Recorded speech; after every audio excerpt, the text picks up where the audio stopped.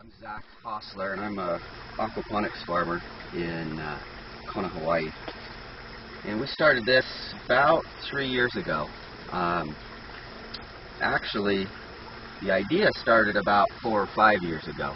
I was living in California, Northern California, in the Bay Area, San Francisco area, and I was flipping houses full time. I had done that for 10 or 15 years, making really good money.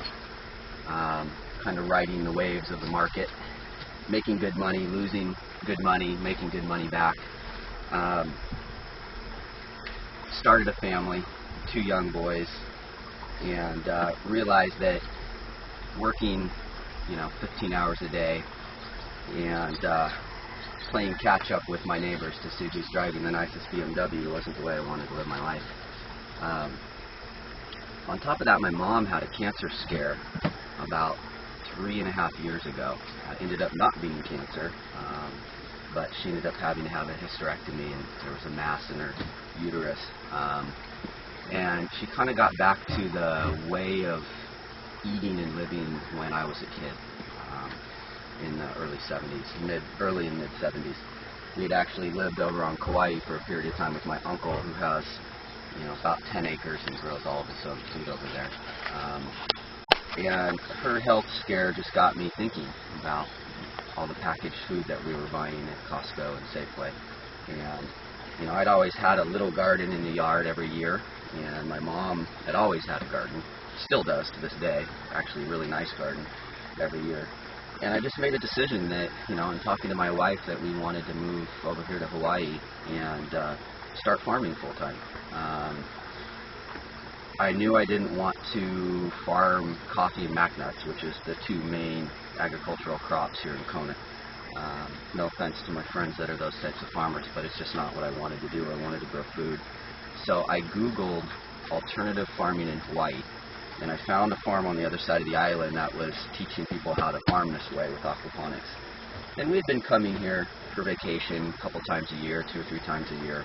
And on one of those vacations, we came over to look for farm property, and I went on a farm tour over at their farm. At that time, they were selling to Costco here on the island. They were doing several hundred pounds a week of a cut, bagged, organic lettuce mix.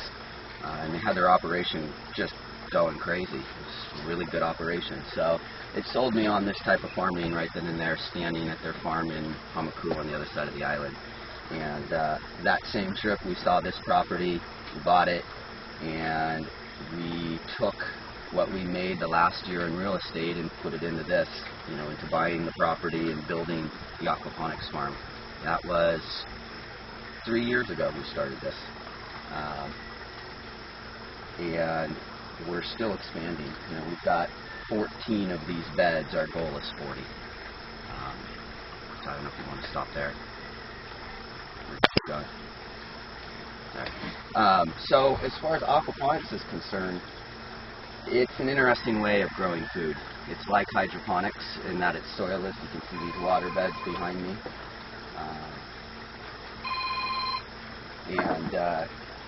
The roots just dangle down in a nutrient-rich water. The difference is that the nutrients come from fish instead of chemical fertilizers that are poured in. So there's a big fish tank up there that connects to these beds, and the water circulates through all of the beds and then pumps back up, and it's a recirculating system. And basically what you've got is a man-made lake or river. You go to any healthy river and lake, you've got plants and fish, and that's what we've got going on here. It's basically the nitrogen cycle. You've got fish pooping, exhaling out of their gills. The ammonia in that waste is being eaten by a couple of different bacteria that turns it into nitrates and other plant foods. So you've got the fish providing the basis for organic fertilizer for the plants, and then the plants actually clean the water for the fish. I've heard a lot of different stories on where aquaponics came from, but one of them is, a fish farmer and a hydroponic grower that knew each other that both had problems. Fish farmer gets dirty water all the time. I should say high ammonia levels in their water. Has to dump water. It's one of their biggest costs, fish feed and water, right? So the hydroponic grower has another problem. He has to buy and dump in fertilizers all the time, check pH levels. He's really tied to that water to make sure it's perfect. The two got together and put their two systems together, and they basically made a lake or a river. And it's its own ecosystem. It regulates itself. I haven't checked pH in this system in probably 6 months, and it's running fine. You know, a hydroponic grower would probably be checking it weekly at the very least. So it also works really well here in Kona, where we're sitting on volcanic rock. You know, if I wanted to be a dirt farmer, I would be building these raised beds and buying expensive soil to put in them. You cannot grow on the ground. You can't even stick a shovel in this ground. It's solid rock. Even though you look around and there's plants everywhere, there's maybe that much dirt. So it just makes sense to do this type of farming here. The other thing that's really interesting about this type of farming is how much you can grow in a small area. You know, we've got under a half acre of utilized space, and we're doing, you know, 600-700 pounds a week on a good week. You know, we have problems with pest and disease like any other organic farmer, but so on some weeks we have less and some weeks we have more, but it's a lot of production in a small space. It also uses a lot less water, which most people don't realize because they see water everywhere. Once you turn the system on and initially fill it up, the only water loss is evaporation, where in the ground, a lot of water just never goes to the plant at all. You water around the plant, and whatever's going down through the soil is hitting those roots and going, and it's gone. We're recirculating it.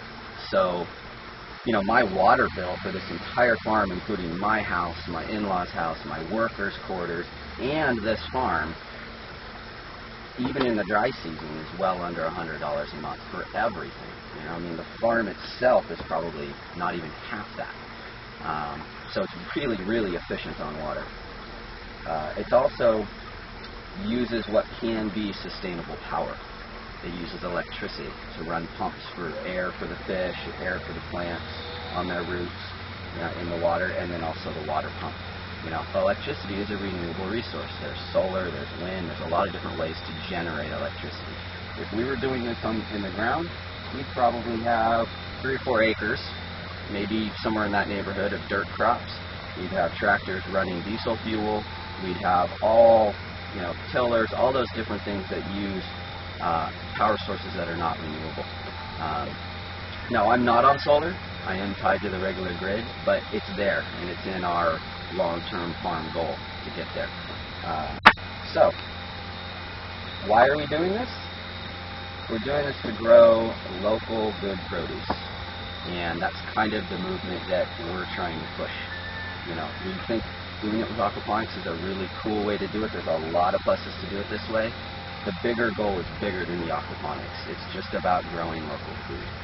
And that actually means something here in Hawaii. You know, if it's not local food, it's from 3,000 miles away. The market here is pretty dang good. Even on a small island, well, it's a big island with not very many people, I guess I should say. You know, I think off the top of my head, we could probably be 5 or 6 times this size, and I wouldn't have to try very hard to sell it. In fact, most of it would probably already be sold just with my current clients. I think that there's an opportunity here on this island to be doing tens of thousands of pounds a month. Now, not just lettuce or bok choy or green onions, but all vegetables. Also, Oahu and Honolulu is a short, you know, plane ride away, and there's millions of people over there. So, anyways, I've been very happy with this type of farming and this business. It's growing.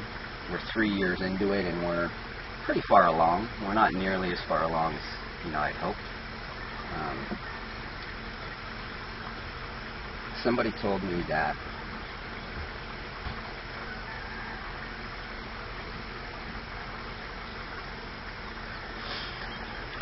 life is what happens when you're making plans. Sorry. Sometimes I cry when I talk about this. But about a year ago, one of my kids was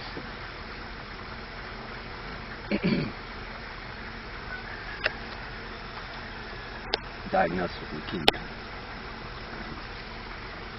His name is Noah. He's 6 now. He was 4 at the time, almost 5.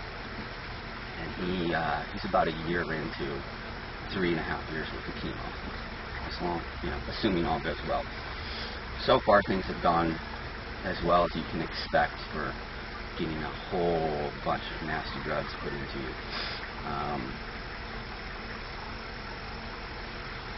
It was October, I think it was October 22nd or 23rd of last year, 2012. Noah had been sick for about a week, and we took him to the doctors because he just wasn't getting better. He was getting worse. And they did a blood test just on a whim. He almost sent us home without a blood test. He had ear infections and what they thought was the flu or something. This pediatrician had been a kid's doctor for 40 years, and just something didn't look right. We ordered a blood test. Within 4 hours, we were getting airlifted to Oahu, and we stayed over there for a month, the first full month of his treatment. Obviously, we were told he has leukemia, and he started chemo on October 24th of 2012. We spent over 100 days on Oahu in the last year, away from this. Luckily, we've got family and friends that stepped up and helped us run this.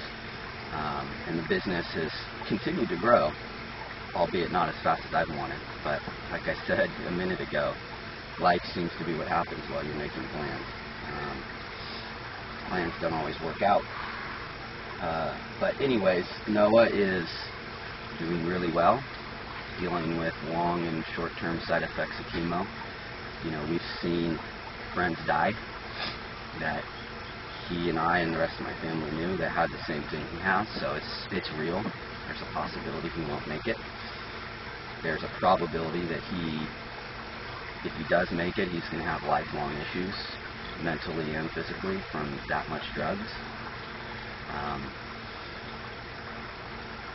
Spent a lot of time lately thinking about how thankful I need to be, looking and seeing friends whose kids have died, and realizing that, I'm the lucky one so far with my family, which is kind of strange when talking about cancer. I don't know how you're lucky to have cancer in your family, but anyways,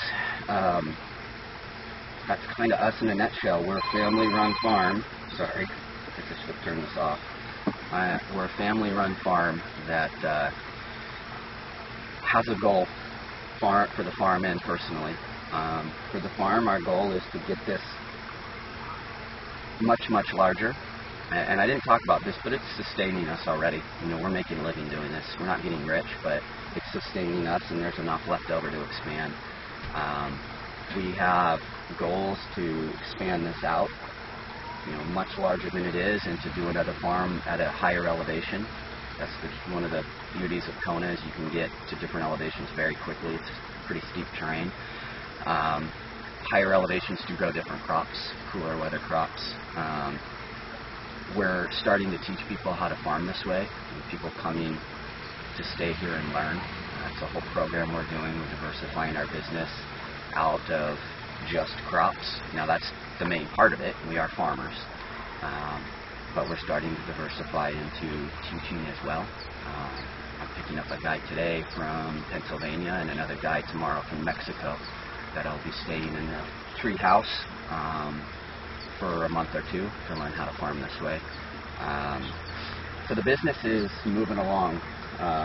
So as far as personally, the goal is just to keep everybody alive and get through 2014.